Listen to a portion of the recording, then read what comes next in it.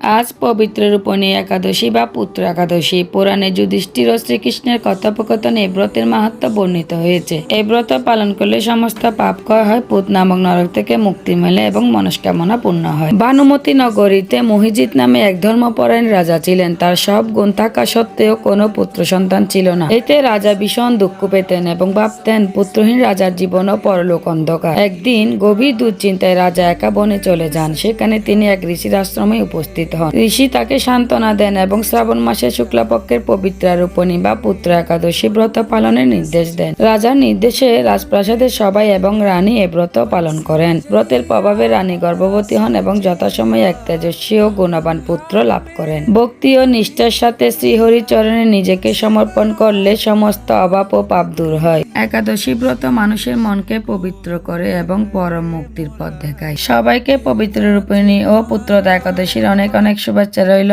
ভগবান শ্রীহরির কৃপায় আপনাদের জীবন শান্তি, আনন্দ ও ভক্তিতে ভরে উঠুক। হরে কৃষ্ণ, রাধে রাধে।